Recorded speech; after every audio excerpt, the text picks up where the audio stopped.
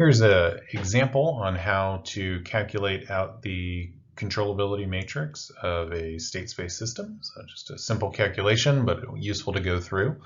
So we have our A matrix and our B matrix, and our controllability matrix is determined by, since this is a 4x4 matrix, the state space has 4 elements in it, or 4 states, then that means that you're going to take the columns from the matrix B, then AB, then A squared B, then A cubed B. And this is an example where there are actually 2 inputs. This just makes our calculation just that little bit more interesting. And most of the stuff that you'll see in this class, you'll only be dealing with 1 input, but it's useful to see this with 2 inputs just to kind of understand how it all works. So the first thing we do is we construct the first 2 columns of C by putting in the matrix B. So that's these first 2 columns. Then what we're going to do is we're going to multiply A by B and put down these 2 columns. One of the tricks is, especially if your B matrix is rather sparse like this, where there's just a few 1s or non-zero elements and the rest are zeros, is the fact that when you take this column and you multiply it by A, you're going to effectively kind of take that and lay it across this. So you'll get 0, 1, 0, 0. And then the first element is going to be the product of this row with multiplied by this row. And then to get the first element, then this row to get the second element, then this row to get the third element, and then this row to get the fourth element. So what you see is that this 0 is going to multiply all these numbers. These 2 zeros are going to multiply these 2 elements. So this is going to effectively select out. You can think about this as being the second row here selects out the second column. And so that means the first column of the product AB just gives you 1, 0, minus 2, 0, which is in fact just this column. So then this is going to pick out the first column out of A, and so that's why we get this as the next entry. Then we're going to move on to compute A squared B. So one of the options is if you already computed AB, you could then multiply AB times A again in order to select those out. In this case, because B has this sparsity pattern, it's rather handy to compute just A squared and then again select out the second and first columns, just like we did before, second and first columns. You could also then do the same thing for A cubed, where you're picking out again the second and first column. All right, so that constructs our controllability matrix. And so there's a variety of different ways for you to see that this is full rank. And in this case, it's not a square matrix, so there's no point in talking about invertibility, but full rank means that it only has 4 rows, so the maximum rank it could have is 4. So one way to do that in the most systematic way possible is to do row echelon form. And so you saw a previous video on that, so I encourage you to give that a try if this is a little shaky for you. The other way you can do this is kind of by inspection. And so the idea of linear independence is the fact that you can't take one of your other vectors and write it in terms of the other vectors.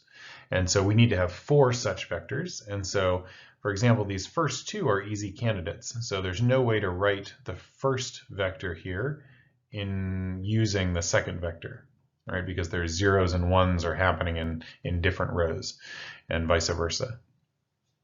So then we can kind of extend that logic by saying in this third column, this third column has an entry in the third row, and there's no way that either columns 1 or 2 could write out this third column because both of them have zeros in this entry. And then you can, by the similar logic, you can say this fourth row, even though this entry could be represented by a -1 of this one, there's no way in these first 3 terms to represent this last non-zero term here. So there's no way to multiply these first 3 vectors by a number and add them together to get 2, since they're all 0. So this automatically, kind of by inspection, shows that these first 4 columns give you 4 independent columns, and so then the rank is also 4. So this controllable system, it's interesting to take a look at this. This is a specific example that comes actually out of this paper where they take a look at a quadcopter model, and they're going to essentially model losing different amounts of propellers. And so when you lose a propeller, that's equivalent to losing one of your inputs. And so now we're down to a single input system where we just have the B matrix, just this single column. And so instead of recomputing everything, we know that this first column corresponded to each of the first columns out of these pairs of columns.